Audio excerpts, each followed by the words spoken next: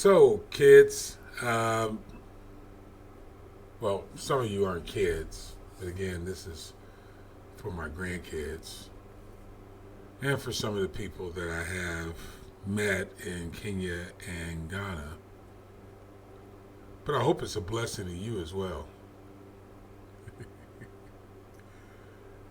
There are many types of games that are being played at all times.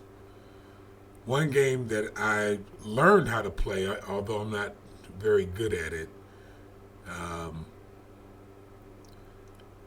years ago when I was a kid, was the game of chess.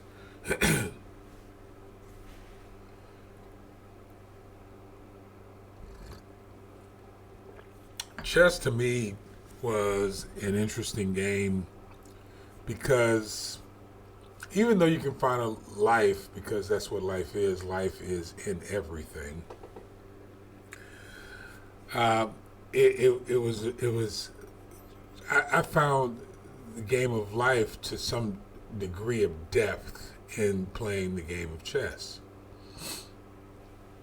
In the game of chess, it addresses issues within the human condition. Now, if you watch part one, which since you're my grandkids and family and such, I'm sure you probably have by now, of the journey, you understand that there are three, or at least as I see it, there are three different tiers. Or tiers may be the wrong word. Three different elements. I'm not sure that's a good enough word. Trains of thought. Three different trains of thought. Three different motivations that I believe you need to be aware of. And again, you're going to have the opportunity to choose whichever one. You can represent you're probably going to represent more than one because you are human. It's very hard to die. The human side, although it is possible, very hard to die. But you lose all sensitivity to life. In my experience so far, there's a certain amount of sensitivity to life that I've just lost. I just don't, it doesn't move me anymore. It's not emotional to me anymore. Although I'm very sensitive, which seems like it doesn't make sense, but again, it makes sense. And the reason why I say again is because in the first video I said something similar. It makes sense. You know, it's understanding the melding between the spirit and the flesh. And what I mean by the melding, the coming together of the spirit and the flesh. It's very easy to leave the flesh behind. But you become cold or desensitized to fleshly things if you choose evil or the God nature. You can become cold. Or people will think you're cold, although they'll be attracted to you. Because they find it fascinating that someone can be so detached yet be so spiritual. And again, the spiritual experience on both spectrums that we're talking about, evil and good, are both spiritual places to be. The human is not so spiritual. It's based in the five senses. In Christianity, they call the Lord of the Philistines. They're strong in the five senses that you have, and I'm sure you're learning about the five senses in school or something. The spirit world is not. ruled by the senses at all. In fact, they use the five senses.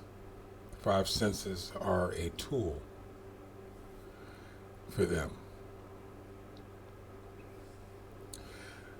But coming back to what I was talking about before, on your journey, I think chess is a great game to learn because it addresses some of the human issues that everyone deals with. For example, oftentimes it may seem like the king is hiding when the king is positioning himself.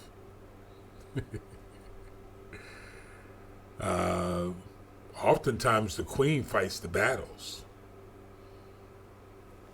She's the one moving the pawns around. Oftentimes the bishop is setting up the limitations of the board to cut off the enemy from encroaching onto the kingdom. The rook is creating parameters. And the knight is striking from the side.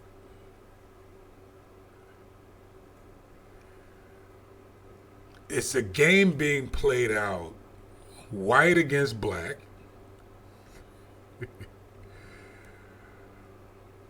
On the board of the creator.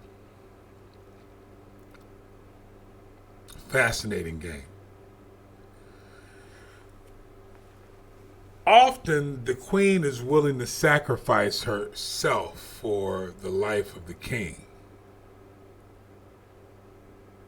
And the bishop and the rook and the pawns are definitely there to die. They're not there for any other reason. They're there to give the officers enough time to try to set up the other king. So what am I saying? Understanding the movement of the board or the movements on the board and not being so caught up in trying to hold on to everything, but having relationships with people, because this game is short, but having relationships with people who understand that this is a game of chess.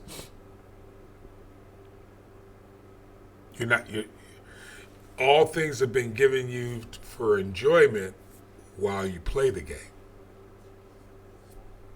It's still not your game. The game belongs to the one that created the board. So it's important that we play our role, whether we're the pawns, the bishop, the rook, the knight, the queen, the king. We just have to play our role. It is not good for a king to be a pawn because the game is over very quickly.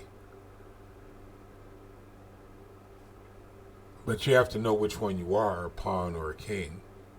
There are pawns.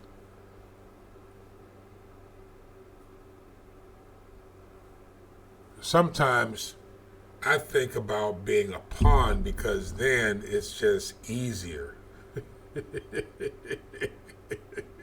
You know what you're there for.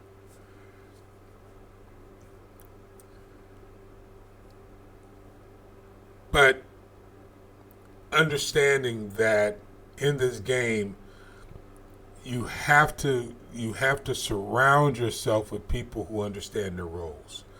And you have to have all those different roles if you're going to win the game. You could be a pawn just waiting for someone to add you onto the board, but you still have to be careful that you're playing the right game for the right team members on the right board. Too much cottage cheese. I love cottage cheese. So, what am I saying? Well, I think I just said it.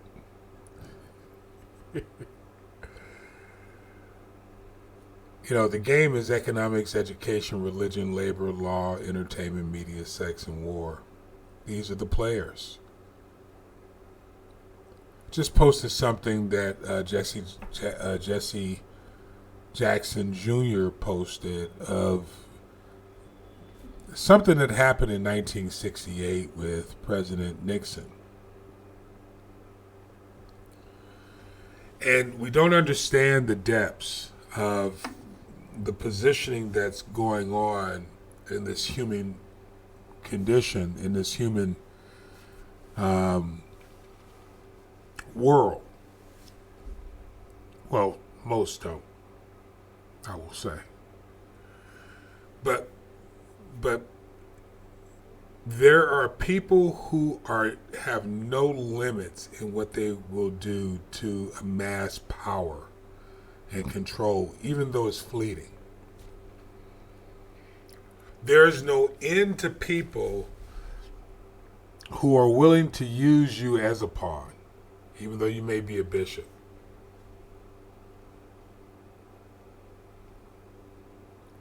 If you don't know who you are, you will be misused and you won't be able to accomplish your destiny. Nixon and his group of people, cronies, the crew, their job, as they saw it, was to make sure that blacks were robbed of their rights. So what they did was, in their game of chess, is they interjected drugs into the conversation, which means they brought the drug culture into the black community. Not just blacks, because this is a game of economics. Poor whites, Asians, creating a worker class that was subservient to those who were in a higher economic of a higher economic position, financially speaking, and own corporations. As the game is played in economics, you'll find that the lower the wages, the higher the profits. Don't allow people to use you in media and make you think that this is about race. This is about economics, the control of people groups, for the use of finances and power. So if you don't take time to educate yourself, and by the way, the education can't come just from schools, colleges, and universities. You have to get beyond the walls of Google, specifically in your generation, and find elders who are familiar with their ancestors and have real conversations. You're going to have to go back to the tribal community and learn. And this is another one. You're going to have to travel and learn how to ask the right questions so that you can gain understanding of how the game is really being played. It's going to be crucial in your day. In the years of 2030, 2040, 2050, if you don't take control of your education and make sure that you are aware of what your role is in this chess game and the role of your teammates. Surrounding yourself with the right people. You without community, you will be used as a pawn. So you're going to have to put forth effort to do something different. Not saying you can't have fun and enjoy it, but you have to have an intentional purpose to your life so that you can finish out your race, finish out the game of chess in an admirable way, leaving prosperity for generations that follow you.